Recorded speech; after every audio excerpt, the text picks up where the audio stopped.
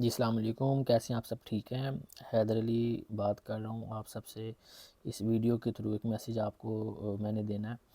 हम लोग वेबिनार की जो हम करवाते हैं उसकी शॉर्ट वीडियोस जो है हम लोग बना रहे हैं, और उसका छोटा सा मैसेज आपको देना है कि हमें डाटा साइंस जो है वो क्यों स्किल्स एक्वायर्ड करने चाहिए या क्यों नहीं करने चाहिए, पर्टिकुलरली फाइनेंस प्रोफेशनल्स के लिए। तो उसको हम देखते हैं। इस वीडियो में जो है मैं आपसे डिस्कस कर लूँगा कि हमें क्यों करने चाहिए डाटा साइंस के स्किल्स एक्वायर्ड या क्यों नहीं करनी चाहिए। मैं अक्सर अपने स्टूडेंट्स को कहता हूँ कि जब भी आपने कोई काम करना हो ना, तो एक बुक है 7 habits of highly effective people. उसमें ना उसका एक रूल है, always start with and in mind, कि जब भी कोई काम करना है तो उसका एंड सोच के करें कि इसका एंड रिज़ल्ट क्या होगा। और इस पर्पज़ को फुलफ़िल करने के लिए आप अपने पास जो भी आप काम कर रहे हो अपने पास डू एंड डोंट्स बना लें कि यार हमें ये काम क्यों करना चाहिए, क्यों नहीं करना चाहिए। तो उसी सिलसिले में जो है अब हम लोग 5-5 ज़्यादा साल से फाइनेंस की फ़ील्ड के अंदर जो है वो इंगेज हैं। ट्रेडिशनल हम लोग काम कर रहे हैं। जो बुक कीपिंग तो आलमोस्ट जो है वो ऑब्सलीट होती जा रही है।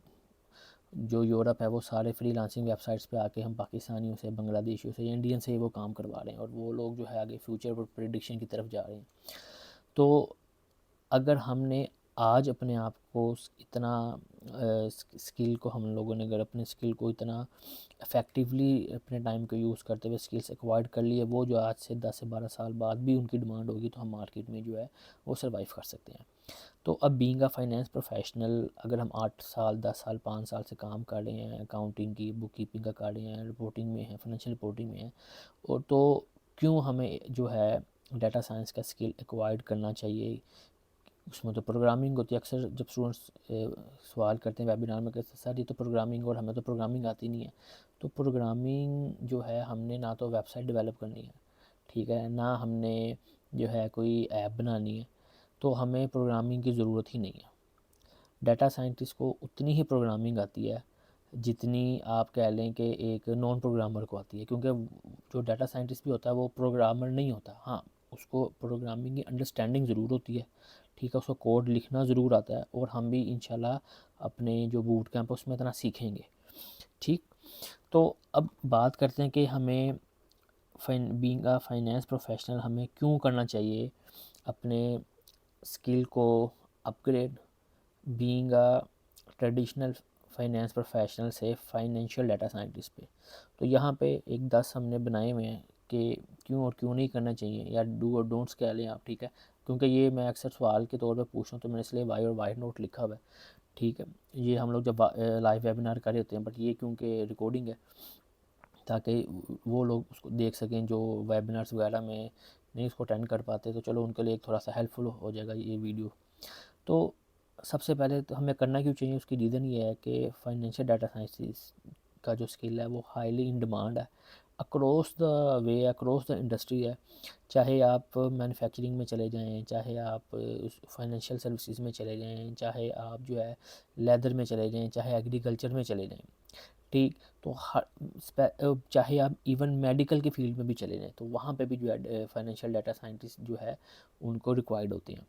फिर सैलरी की बात करें तो बात फिर वही आ जाती है कि अगर एक मास्टर्स वाले ने भी अपने आप को इतना हाईली स्किल्ड किया होगा, तो वो शायद एक सीए वाले से भी ज़्यादा सैलरी अर्न करे, पर मंथ सैलरी या पर एनम सैलरी उसकी सीए वाले से भी ज़्यादा हो जाएगी। ये एक ऐसा स्किल है, क्योंकि ये वो स्किल है जो अभी मार्केट में बहुत कम लोगों के पास है, और ओबियसली जितनी कम सप्लाई होगी उतनी ही ज़्यादा उसकी डिमांड होगी, और जितनी ज़्यादा डिमांड होगी उतनी ही उसकी जो है आप लोगों को अच्छी सैलरी, अच्छी पैकेज जो है, आपको बेनिफिट जो है वो ऑफ़र होते हैं। फिर इसकी जो है वर्सटैलिटी बहुत ज़्यादा है, ठीक है, आपके पास फाइनेंस के स्किल्स हैं, फिर आप एज अ फाइनेंस प्रोफेशनल आपको जो है डाटा साइंस के स्किल भी आ गया, आपको जेनेटिव एआई का भी पता लग गया, आपको बेसिक लेवल पे एमएल डीएल का थोड़ा पता लग गया, बिग डाटा के साथ आप खेल सकते हो, ठीक है। तो ये आपके पास अपॉर्चुनिटी काफ़ी आ जाती है, आप इंश्योरेंस साइड पे जा सकते हो, बैंकिंग साइड पे, इन्वेस्टमेंट साइड पे आप जा सकते हैं। फिर फ्यूचर ओरिएंटेड रोल है, ठीक है, आपका पास डाटा है, डाटे की बेस के ऊपर आपने जो है इंसाइट्स को जनरेट करना, फ्यूचर प्रिडिक्शन करना, और जहाँ पे मैं आपको हमेशा कहता हूँ कि जहाँ फ्यूचर की प्रिडिक्शन आ जाए वहाँ पर जो है हाई इनकम होती है, ठीक है। जो बंदा फ्यूचर को प्रेडिक्ट करने में, जो जिस तरह के फाइनेंस की फील्ड है, अकाउंटेंट्स जो हैं या जनरल अकाउंटेंट्स जो होते हैं, जीएल अकाउंटेंट्स, एआर वगैरह जो एपी वगैरह पे काम कर रहे होते हैं, टैक्सेशन, ठीक है, उनसे ज़्यादा क्यों फाइनेंस वालों की होती है सैलरी, क्योंकि जो अकाउंट्स है वो हमेशा प्रेजेंट और पास्ट के साथ डील करता है, फाइनेंस सारा फ्यूचर के साथ है, फोरकास्टिंग है, बजटिंग है, ठीक है, वो सारा उसने फ्यूचर प्रेडिक्ट करना होता है और उसके लिए स्किल चाहिए। और ये स्किल सेट जो है वो आप इसको डाटा साइंस से भी प्रोवाइड कर सकते हैं। फिर सिर्फ इस स्किल के बाद आपके पास लोकल इंडस्ट्री की नहीं अपॉर्चुनिटी होगी, आपके पास डोर ओपन होगी ग्लोबली, ठीक है। आप इवन घर बैठ के भी ऑनलाइन काम कर सकते हैं। जो अक्सर स्टूडेंट्स पूछ रहे होते हैं कि सर यार लोग ढूंढ रहे होते हैं जी ऑनलाइन काम मिल जाए ऑनलाइन, तो ऑनलाइन बुक कीपिंग जो आपने करनी है, जो बेसिक बच्चों वाला काम है, उससे बेहतर अगर आप 6 माह 8 माह लगा के गुम हो जाएं, बिल्कुल गुम हो जाएं 6 माह 8 माह के लिए, और आप पाइथन को सीख लें।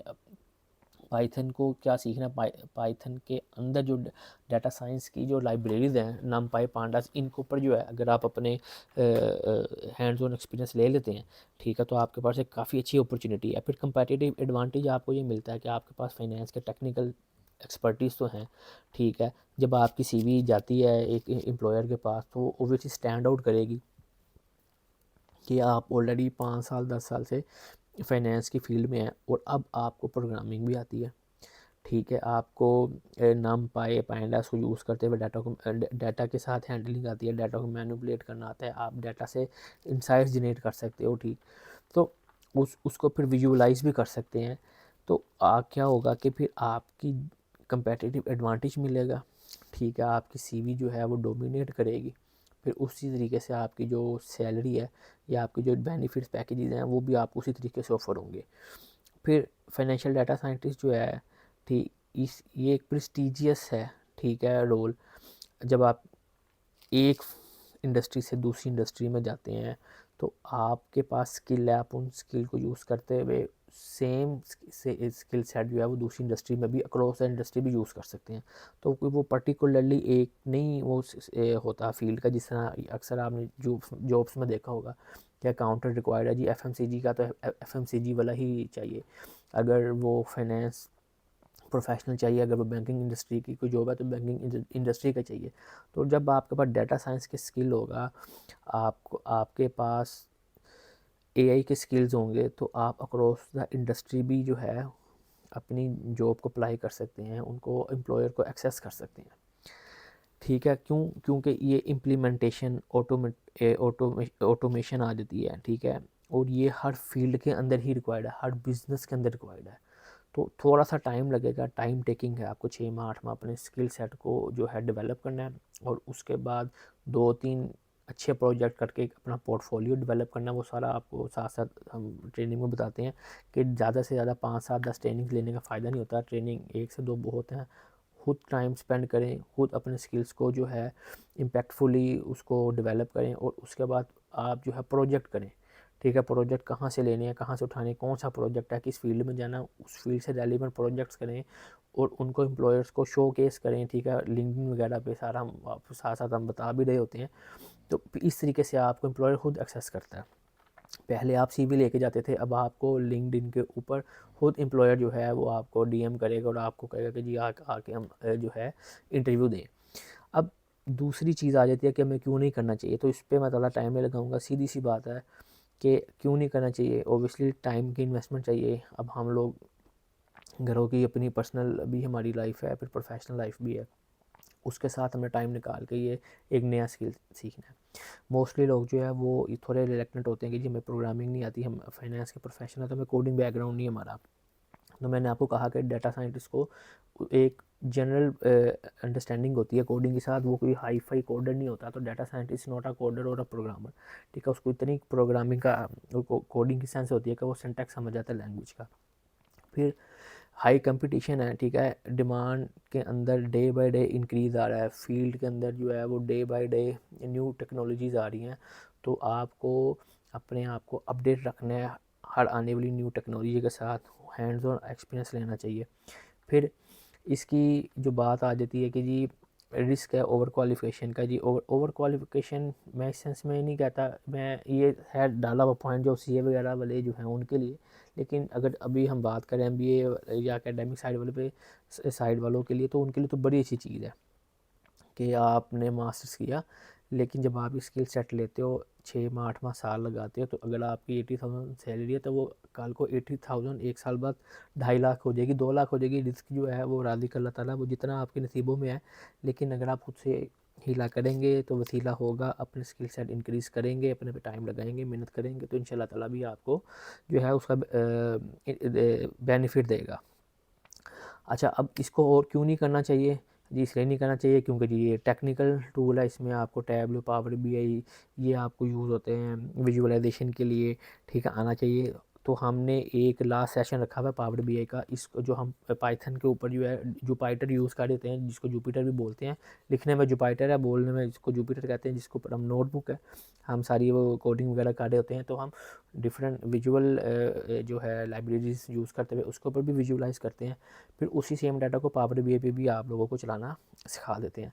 तो जब आपके पास डिफरेंट सेट ऑफ स्किल्स होंगे, जब आप लोगों के पास डिफरेंट इंडस्ट्री का एक्सपीरियंस होगा, तो आने वाले वक्त में जितना जितना आपके पास टाइम इंक्रीज़ होगा, जितने स्किल सेट आपके इंक्रीज़ होंगे, तो आपकी डिमांड भी उतनी ही होगी, ठीक है। लोग खुद एम्प्लॉयर आपको एक्सेस करेंगे। फिर इसमें ये होता है कि आपको फ्री हैंड प्रोजेक्ट्स भी फ्रीलांसर के तौर पे भी मिल जाते हैं। आपको डाटा मिला कि जी डाटे के अंदर से हमें ये इंसाइट्स जनरेट करके दे दें। अब आपको as being a data scientist, ठीक है, आपके पास स्किल्स हैं, तो आप घर बैठ के वो भी कर सकते हैं, एक आपकी पैसिव इनकम भी जनरेट हो जाती है। तो मेरे मुताबिक जो है ये वो स्किल है जो अगले आने वाले 10-15 साल कहीं नहीं गया। इसके अंदर और मज़ीद नए टूल्स आएंगे, नई टेक्नोलॉजीज़ आएंगी, नए सॉफ्टवेयर, नए टूल्स इसके अंदर ऐड होंगे। तो आप अगर आज इसके ऊपर काम करना शुरू करते हैं, तो इंशाल्लाह आने वाले 10-15 साल में आप प्रॉपर जो है एक फाइनेंशियल डाटा साइंटिस्ट या फाइनेंशियल एआई रिसर्चर जो हैं, वो जो है आप एज अ ट्रांसफॉर्म करेंगे। तो ट्रेडिशनल अकाउंटेंसी या फाइनेंस को छोड़ के अपने उसी डोमेन में रहते हुए अपने स्किल सेट को इंक्रीज़ करें, ताकि आने वाले वक्त में आप जॉब या मार्केट में सर्वाइव कर सकें। इंशाल्लाह नेक्स्ट वीडियो के अंदर आपसे मिलते हैं और वेबिनार के जो बाकी का हिस्सा है उसको डिस्कस करेंगे। तब तक के लिए आपसे इजाज़त। अपनी दुआ में याद रखिएगा। अस्सलाम वालेकुम।